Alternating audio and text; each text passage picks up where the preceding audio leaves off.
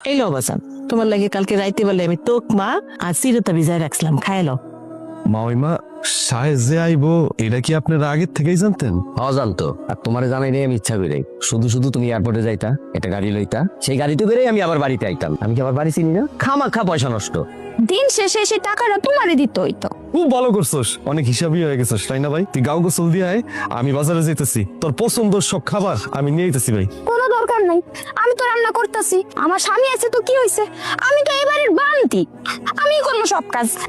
আচ্ছা আমি বুঝলাম না। মা, তোমার মা তো সারা দিনে পাড়া বেড়ায় কুল পায় না, আর বাড়ির যত কাজকর্ম আছে আমার এই বাচ্চা মায়ের দিয়া করে। অনেক খাইছ আমার মাইয়ার জামাই খাও, এইবার একটা পাকা পোক্ত ব্যবস্থা করে দিয়ে যাবো আলো। মাওইমা কে যে কাঠটা খাইতেছে তা তো দেখতেছি, ছেলের ভাব তো খাইতে পারলেন না, ছেলেরা তো বাড়ি থেকে বাইর করে দিচ্ছে, এই জন্য মাইয়ার সংসারে এসে পড়ে রয়েছেন, কোনো কাজ তো পারেন না, পারেন তো শুধু কুটনামি করতে আর ঝামেলা লাগাইতে।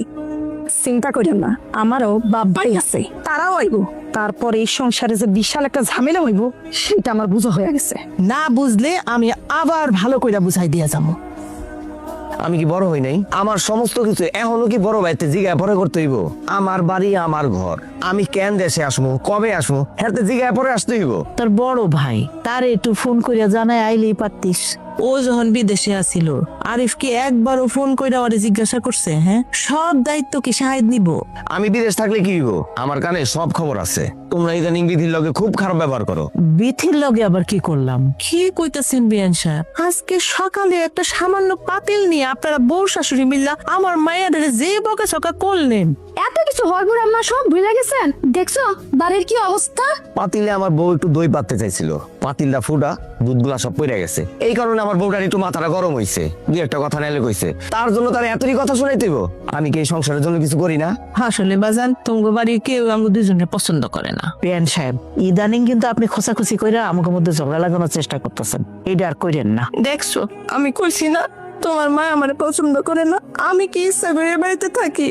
তোমার বউরে এতদিন আমি পাহারা দিছি, এর লেগে আমি এই বাড়িতে থাকছি। তুমি আয়া পড়ছো, আমি আর তোমার বউরে পাহারা দিতে পারুক না, কইয়া দিন না। এই বাড়িতে আমার মারে কেউ সহ্য করতে পারে না। তোমাকে ব্যবহার তো আর আগের মতো নাই। আমি আগে জানলে এই বাড়িতেই আসতাম না। আইসাই এমন রাগারাগি করা চলে? আরে রাশে তোর বউরে মারছে। মায়ের খাওয়ার মতন কাম করলে তো মায়ের খাইবই। মায়ের খাইছে না কি হয়েছে এটা আমার দেখার বিষয় নাই। আমার যেটা বিষয় এটা আমি তোমারে কইয়া রাখি। তোমার বড় বউরে কইবা আব্বার সমস্ত সম্পত্তির হিসাব আমারে দিতে। আরেকটা কথা, আমি বিদেশ থেকে যে টাকা পাঠাইছি, এই টাকা দিয়ে যে বাড়ি ঘর হইছে, এর সমস্ত হিসাব আমার চাই। তোমার বড় বউরে কইয়া দিও।